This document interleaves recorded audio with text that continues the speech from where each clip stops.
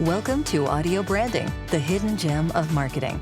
I'm your host, Jody Krangle, and this podcast will discuss just how sound influences our behavior.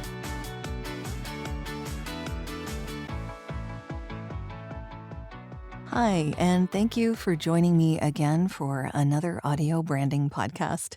This one is, again, a solo episode. I don't tend to do a whole lot of these, but every once in a while, I kind of feel like I need to.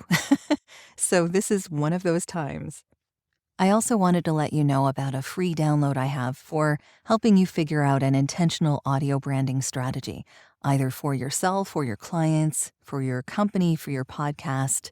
Hopefully you'll find it helpful. It's at voiceovers.com/audio-branding-strategy.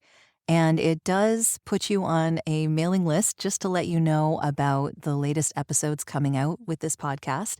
It also gives you access to something called the Studio, which is a resources section that I put together with some snippets of audio that no one else is hearing from my interviews, with PDFs, with discounts, all that kind of stuff that hopefully you would find useful.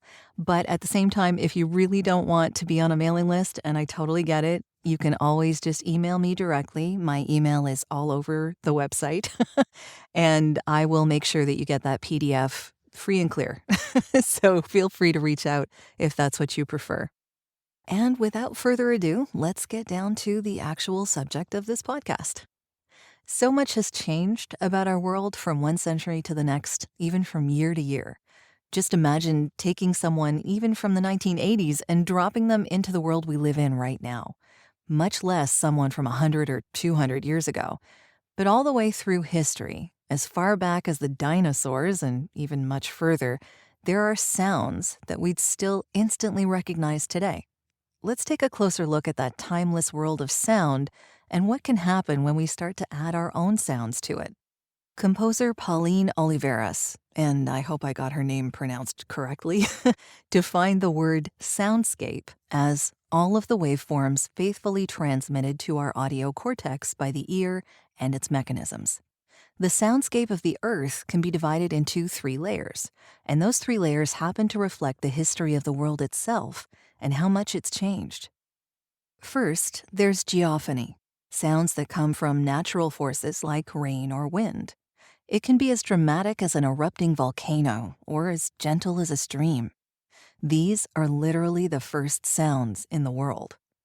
One of the most familiar sounds today started billions of years ago as the Earth cooled and water vapor began to condense into rain. That rain fell for centuries and soon became another familiar sound, the sound of the oceans lapping the shore. Then there's the Biophony, which is the sound that comes from living things. This is where things get really interesting and complicated. It's pretty much impossible to imagine a forest without thinking of the birds chirping in the treetops. Whale songs literally fill the ocean, echoing from continent to continent. Just within this past decade, we've even discovered that mice sing to each other at frequencies too high for our ears to pick up. Check out my blog for a link to a video clip of a male lab mouse literally singing to his mate. This makes mice one of the very few mammals to have their own mating song, unless of course you count people. That brings us to anthropophony, which is all the sounds that human beings make. For a long time, the only sounds that we could add to this soundscape were our own voices. But then we began to use tools. We started singing, clapping, and creating musical instruments to invent all sorts of new sounds never heard before. But we also invented tools and machines that are quite loud without meaning to be.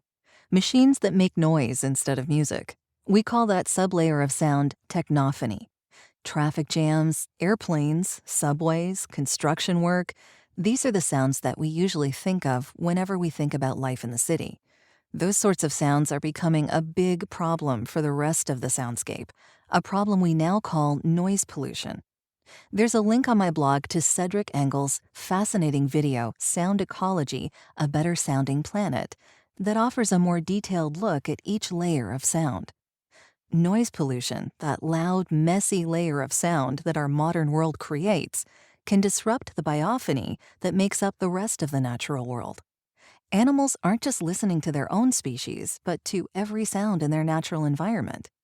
Each species carves out a spot for its own unique voice. Cicadas, crickets, frogs, and birds have each developed a distinctive acoustic bandwidth, so that even though they all share the same environment, they aren't shouting over each other. You'll also find a short video on my blog of a dawn chorus of birds in England. Notice how, even with all sorts of different animals singing at the same time, you don't have any trouble telling which one is which. Noise pollution drowns out the natural bandwidth, making it harder and harder for animals to hear each other, to attract mates, or even hunt for food. In the ocean, where the soundscape is much louder and even more important, sound pollution from ships, sonar, and oil drilling has led to whale strandings and other changes to life in the ocean.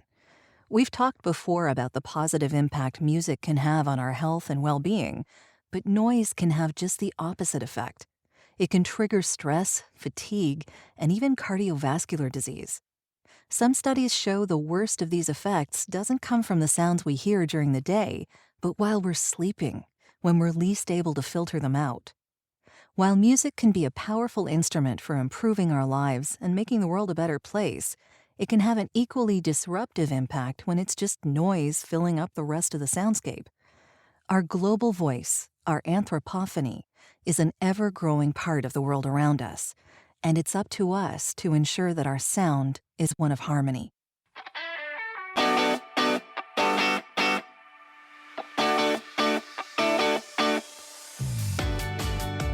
Well, that's the end of this episode. Thanks for listening. And if you like what you heard, why not tell a friend about this podcast?